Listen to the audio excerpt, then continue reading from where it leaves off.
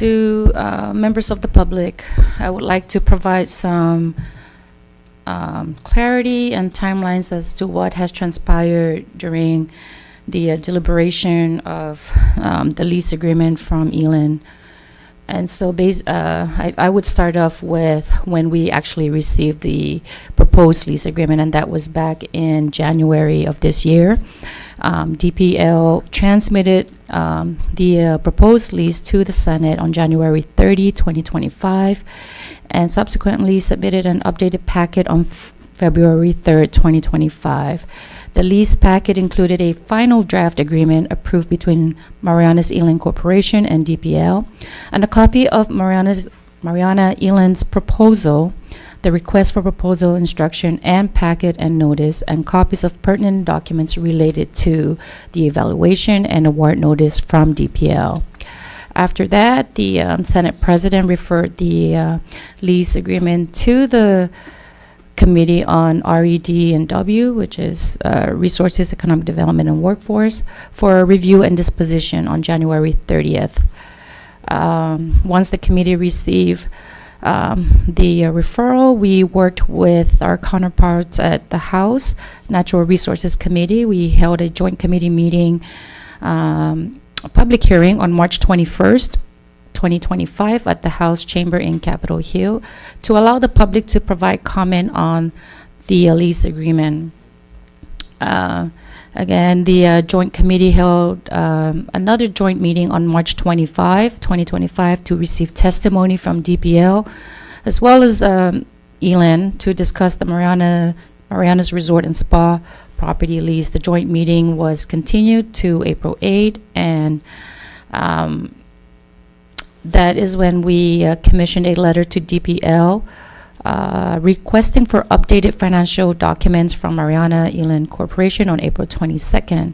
The packet submitted to the legislature on January 30 and February 3rd included E-Land's financial information from year 2020 and prior years in response to DPL's request for the proposal in 2020. However, the joint committee would like to, or the joint committee requested for additional documentation of E-Land's financial statements.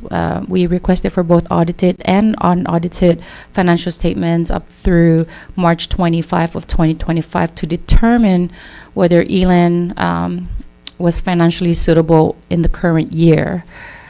After that, there was a joint committee public hearing at the Tonopah Youth Center on April 22nd, 2025, and also held another public hearing at the Gregorio T. Camacho School cafeteria on April 24th, 2025 to allow the community members residing in the areas close to the resort to provide comments on the lease. During those public hearings, many of the community members who testified at the public hearings raised some concerns regarding, among other things, the vast amount of public lands, approximately 1.4 million square meters, that will be locked into lease. The fact that Mariana E-Land already holds 3 public land leases with hotels, the proposal to relocate the Marpi baseball field to Tonopah, the inadequate public benefits provided in the lease, and the possible missed opportunities for new investors to lease public lands at Marpi to establish new industries in the CNMI. On June 12, 2025, DPL transmitted a letter responding to the Joint Committee's letter dated April 22nd. DPL attached a letter from E-Land on dated June 9, 2025, which stated the following. 1, that E-Land is a newly established entity, so audited financial statements were not available.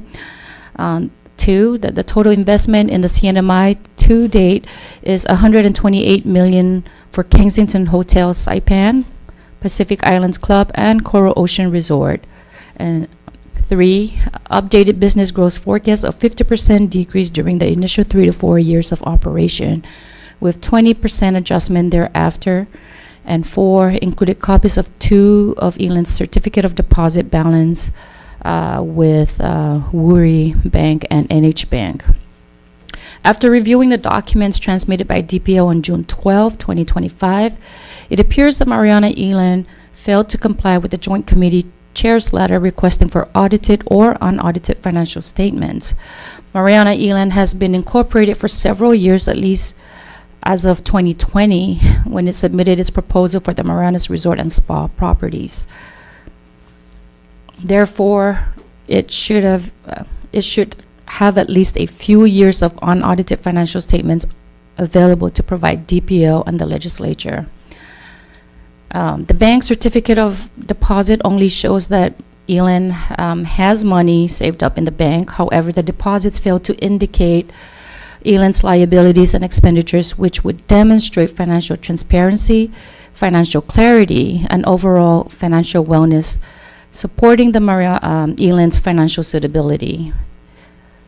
So, with all of that said, on behalf of the committee and myself, we believe that it is in the CNMI and public's best interest that the legislature proceed with transparency and with confidence in the long-term viability of the Mariana E-Land Corporation lease. The Joint Committee's efforts intended to ensure that appropriate documentation were provided to and reviewed by the committee so it can make an informed decision based on verified financial information. This approach protects both the public interest and the integrity of the investment process. However, without any financial statements, the Joint Committee and the Senate cannot determine the true and accurate financial health of Marianas E-Land Corporation, or whether Mariana E-Land has the financial resources and capability to take over, improve, manage, and operate the Marianas Resort and Spa properties. Without any evidence and confidence in E-Land's financial suitability to operate the resort, the committee cannot in good conscience recommend to approve E-Land's new lease for the former Marianas Resort and Spa. Accordingly, it is the consensus and sentiment of the Senate committee to recommend that the Senate disapprove E-Land's new lease for the former Marianas Resort and Spa properties at this time. So I just wanted to share to the community what has transpired and why we came to a decision to disapprove. And basically, it's to protect the interest and integrity of the property and ensure that whoever is going to take care of, take the investment, that they are financially suitable moving forward. That would be the responsible thing to do for our people. So that's all I have, President. Thank you.